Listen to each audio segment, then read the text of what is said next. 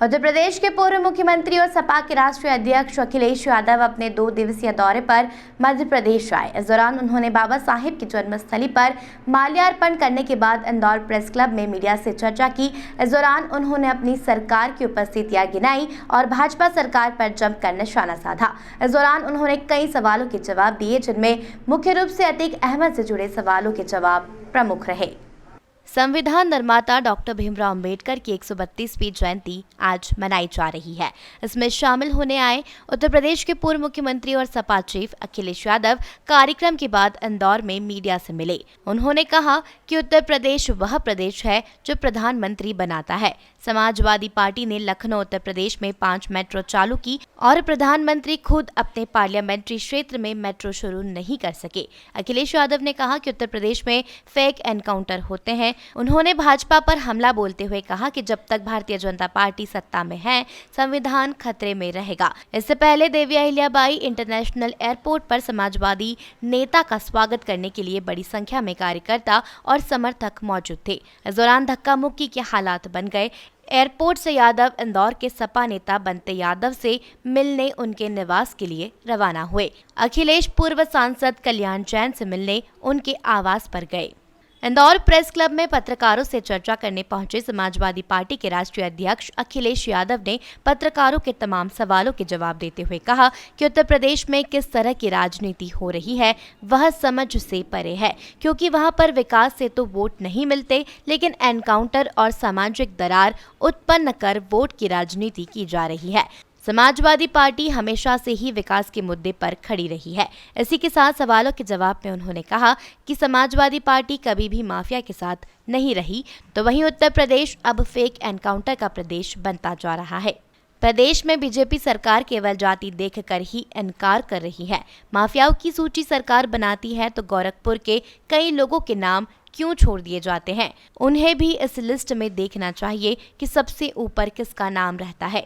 राहुल गांधी के सवाल पर उन्होंने कहा कि कांग्रेस पार्टी को अपनी भूमिका स्वयं तय करने की आवश्यकता है, क्योंकि वह एक राष्ट्रीय पार्टी है और काफी पुरानी है। उन्हें हम किसी तरह की कोई राय नहीं दे सकते। कांग्रेस को क्षेत्रीय राजनीतिक दलों से मुलाकात कर एक गठबंधन तैयार कर बीजेपी के खिलाफ लड़ने की जरूरत है। जिस तरह से अभी माहौल चल रहा है, उसके लिए तीसरे मोर्चे का गठबंधन बहुत जरूरी है। इसी के साथ उन्होंने केंद्रीय जांच एजेंसी ईडी सीबीआई पर भी सवाल खड़े करते हुए इसका दुरुपयोग बताया। अपनी पार्टी की उपलब्धि गिनाते हुए उन्होंने कहा कि यूपी में सबसे ज्यादा लैपटॉप मैंने बांटे। उन्होंने कहा कि 323 किलोमीटर का एक्सप्रेसवे हमने रिकॉर्ड 21 महीने में बनवाया। मैंने चेतावनी दी थी, यदि 36 महीने में एक्सप्रेसवे बनवाओगे तो मैं शिलान्यास नहीं करूंगा।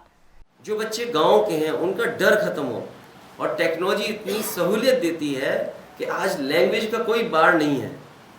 टेक्नोलॉजी से कोई भी भाषा का इस्तेमाल किया जा सकता है। तो ये लैपटॉप डिस्ट्रीब्यूशन हुआ, आज भी वो लैपटॉप चल रहे हैं इतने सालों बाद भी। हालांकि मैं सरकार में नहीं हूँ, लेकिन आज भी वो लैपटॉप जिनके हाथों में है वो आज भी चल रहे हैं। मुझे नहीं लगता उस तरह का लैपटॉप डिस्ट्रीब्यूशन कोई भी प्रदेश सरकार करा पाई हो। एक बार क्योंकि जब बैंक्स का उद्घाटन का मसला था, फ्रेट कॉरिडोर का था, कांग्रेस की गवर्नमेंट थी, उसमें केंद्र सरकार में वित्त मंत्री पी चिदम्बरम साहब थे। उन्होंने कहा अगर यूपी ब्रांचेस खोलेगा तो हम उद्घाटन करेंगे और जितनी यूपी ब्रांचेस मांगेगा हम उतनी ब्रांचेस बैंक की देंगे। मुझे खुशी है उस बात की। देश में उस समय एक दिन में 300 बैंकों की ब्रांचेस खुली थी और उत्तर प्रदेश की समाजवादी सरकार में 3000 ब्रांचेस हम लोगों ने खोल करके दिखाई थी। 3000 ब्रांचेस किसी प्रदेश में नहीं खुली होंगी बैंक की जितनी समाजवादी सरकार ने खोल करके दिखाई। इसी तरह फ्रेट कॉरिडोर बनाया। लोग साबरमती के रिवर फ्रंट को न जाने क्या क्या दिखाते हैं और बताते हैं, लोग झूला भी झूलने आते हैं। लेकिन मैं दावे के साथ कह सकता हूँ, जो समाजवादियों ने बनाया लखनऊ में रिवर फ्रंट, देश का सबसे सुंदर रिवर फ्रंट है। आज भी उससे बेहतर रिवर फ्रंट कोई सरकार नहीं बना पाई। अखिलेश यादव ने मीडिया से चर्चा में कहा कि कई बार मैं इंदौर शहर आकर चले गया, लेकिन प्रेस से नहीं मिल पाया। उन्होंने कहा कि उत्तर प्रदेश एक ऐसा प्रदेश है जो प्रधानमंत्री बनाते हैं। पिछले 2 इलेक्शन देखें तो यही हुआ है। अगर बीजेपी बड़ा सपना देखती है तो हम भी बड़ा सपना देखते हैं। अखिलेश यादव ने कहा कि जितने लैपटॉप समाजवादी पार्टी ने दिए उतने किसी पार्टी ने नहीं दिए होंगे। उन्होंने कहा कि देश के प्रधानमंत्री नरेंद्र मोदी अपने पार्लियामेंट में मेट्रो शुरू नहीं करा पाए और समाजवादी पार्टी ने 5 मेट्रो चलाई थी। वहीं मुख्यमंत्री योगी आदित्यनाथ, जो अपने आप को एनकाउंटर मुख्यमंत्री कहते हैं, उन्होंने अभी तक मेट्रो नहीं चलाई। अतीक अहमद के बेटे के एनकाउंटर के सवाल पर अखिलेश यादव का गुस्सा फूटा। अखिलेश यादव ने कहा कि मुख्यमंत्री जी ने उनका एनकाउंटर नहीं कराया। उन्होंने कहा कि सरकार जात के नाम पर, धर्म के नाम पर भेदभाव क्यों कर रही है। मुझे याद है झांसी में पुष्पेंद्र यादव की जब हत्या हुई और उस समय सरकार ने कहा नहीं, ये इनकाउंटर ठीक है, जैसा इनकाउंटर होता है हुआ है इनकाउंटर। जब वो परिवार कोर्ट में पहुंचा, हाई कोर्ट, तो हाई कोर्ट ने उन अधिकारियों के खिलाफ एफआईआर दर्ज करने का ऑर्डर किया है।